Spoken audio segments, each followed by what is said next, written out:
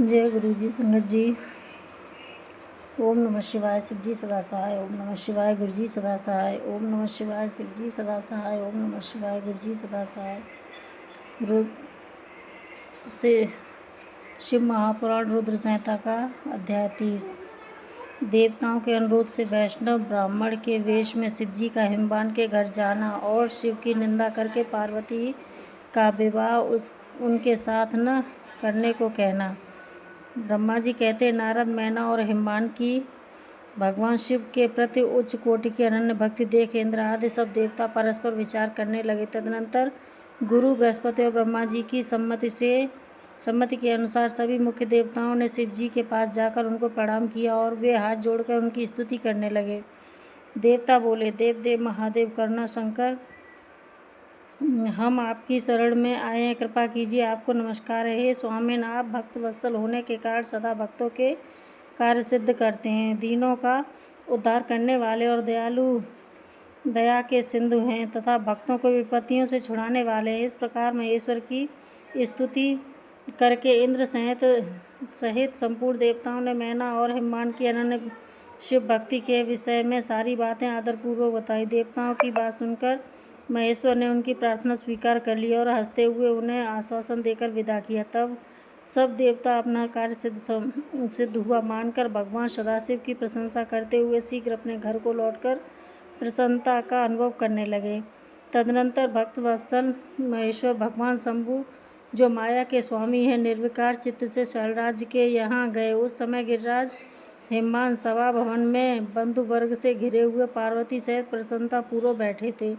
इसी अवसर पर वहाँ सदाशिव ने पदार्पण किया। वे हाथ में दंड छत्र, शरीर पर दिव्य वस्त्र, ललाट में उज्ज्वल तिलक, एक हाथ में स्फटिक की माला और गले में शालिग्राम धारण किए हुए भक्तिपूर्वक हरिनाम का जप कर रहे थे और देखने में साधु वेशधारी ब्राह्मण जान पड़ते थे। उन्हें आया देख सब परिवार हिमवान उठकर खड़े हो गए। उन्होंने उन अपूर्व अतिथि देवताओं को भूतल पर दंड के समान पड़कर भक्ति भाव से साष्टांग प्रणाम किया। देवी पार्वती ब्राह्मण रूपधारी प्राणेश्वर शिव को पहचान गई थीं, अतः उन्होंने भी उनको मस्तक झुकाया और मन ही मन बड़ी प्रसन्नता के साथ उनकी स्तुति की।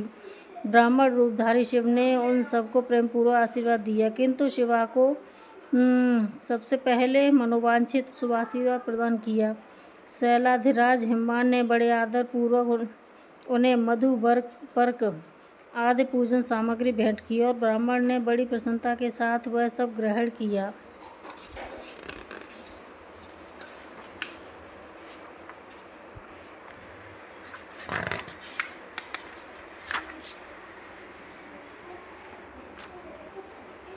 तत्पश्चात गिरिश्रेष्ठ हिमाचल ने उनका कुशल समाचार पूछा। मुनि अत्यंत प्रीतिपूर्वक उन द्विजराज की विधिवत पूजा करके शैलराज ने पूछा, आप कौन हैं? तब उन ब्राह्मण शिरोमणि गिरिराज ने से शीघ्र ही आदरपूर्वक कहा। वे श्रेष्ठ ब्राह्मण बोले, गिरिश्रेष्ठ, मैं उत्तम विद्वान वैष्णव ब्राह्मण हूँ और ज्योतिषी की वृत्ति का आश्रय लेकर भूतल पर भ्रमण करता रहता हूँ। मन के समान मेरी गति है। मैं सर्वत्र जाने में समर्थ हूँ और गुरु की दी हुई शक्ति से सर्वज्ञ, परोपकारी, शुद्धात्मा, दयासिंधु और विकार नाशक है।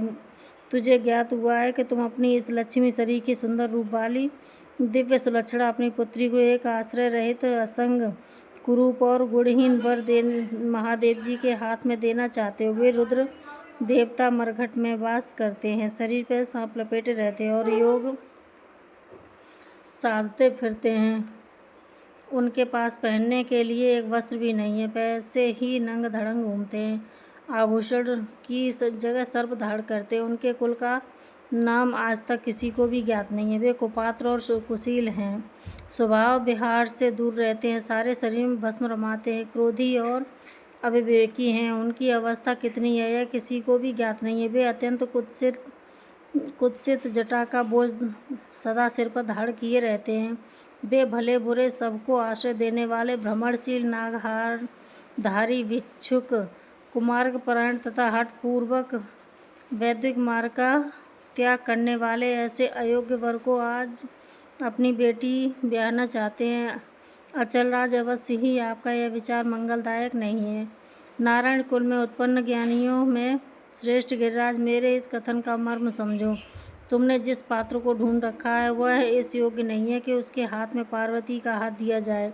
शैलराज, तुम ही देखो, उनके एक भी भाई बंधु नहीं है। तुम तो बड़े बड़े रत्नों की खान हो, किंतु उनके घर में भूंजी भांग भी नहीं है। वे सर्वथा निर्धन है। गिरिराज, तुम शीघ्र ही अपने भाई बंधुओं से, मैना देवी से, सभी बेटों से और पंडितों से भी प्रयत्नपूर्वक पूछ लो, किंतु पार्वती से न पूछना, क्योंकि उन्हें शिव के गुण दोष की परख नहीं है। ब्रह्मा जी कहते हैं, नारद, ऐसा कहकर वे ब्राह्मण देवता जो नाना प्रकार की लीला रखने वाले शांत स्वरूप शिव ही थे, वे शीघ्र ही खा पीकर आनंद पूर्वक वहाँ से अपने घर को चल दिए। राधे राधे।